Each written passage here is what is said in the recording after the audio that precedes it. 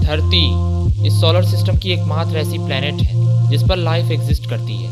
हम अर्थ पर रहते तो हैं, लेकिन अर्थ के बारे में ऐसे बहुत सारे फैक्ट्स हैं जिसके बारे में हम अवेयर नहीं हैं। सो हे एवरीवन, मैं हूं आशुतोष और इस वीडियो में मैं आपको बताने जा रहा हूं top 5 facts about planet Earth. So let's explore.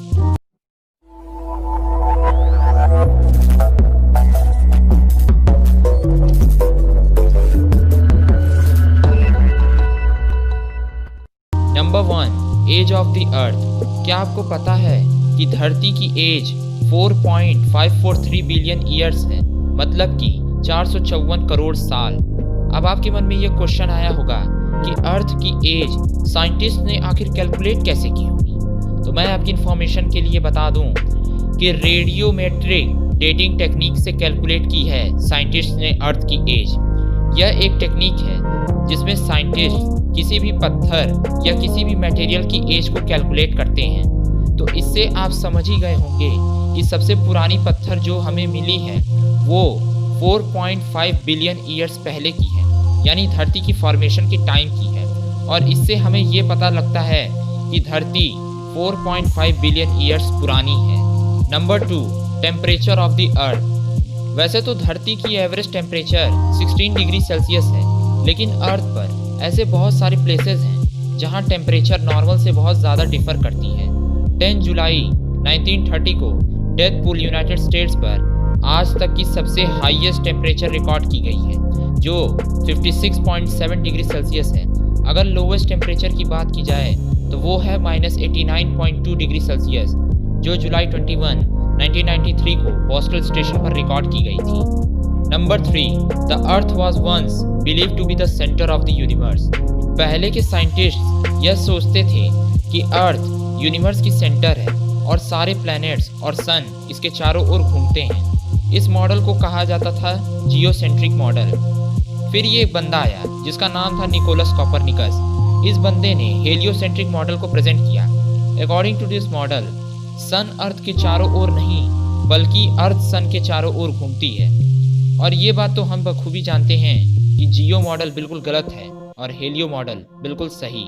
Number 4, the rotation of the earth is gradually slowing down. जी हाँ, आपने अपने कानों से सही सुना कि अर्थ की रोटेशनल स्पीड धीरे धीरे स्लो होती जा रही है।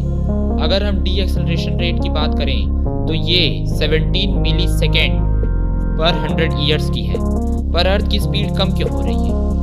वो क्या है ना कि मून अर्थ से दूर खिसकता जा रहा है और लगभग 3.78 सेंटीमीटर पर ईयर के हिसाब से, और इसलिए धरती की रोटेशन स्लो होती जा रही है। धरती चाँद से जितना दूर जाएगी तो धरती की रोटेशन उतनी ही स्लो होती जाएगी।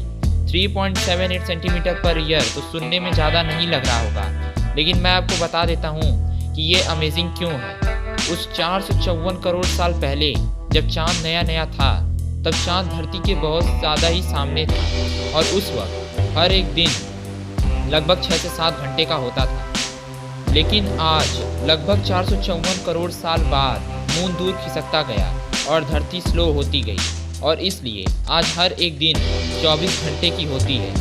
अगर हम फ्यूचर की बात करें तो फ्यूचर में धरती और स्लो होती रहेगी। 14 करोड़ साल बाद धरती की हर एक दिन की ड्यूरेशन 24 घंटे से बढ़कर 25 घंटे में बदल जाए। नंबर 5, रेवोल्यूशन ऑफ द अर्थ। हम ये सब तो जानते ही हैं कि अर्थ सन के चारों ओर रिवॉल्व करती है, लेकिन इसकी रिवोल्यूशन स्पीड आपको पता है कितनी है? इसकी रिवोल्यूशन स्पीड है 30 किलोमीटर प्रति सेकेंड। जितनी देर तक आप मेरी ये वीडियो देख रहे हो, उतनी देर में अर्थ ने 6120 किलोमीटर ट्रेवल कर ली है।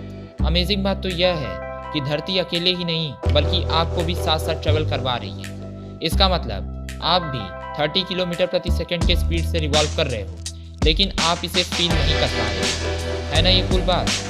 That is what amazing about the earth.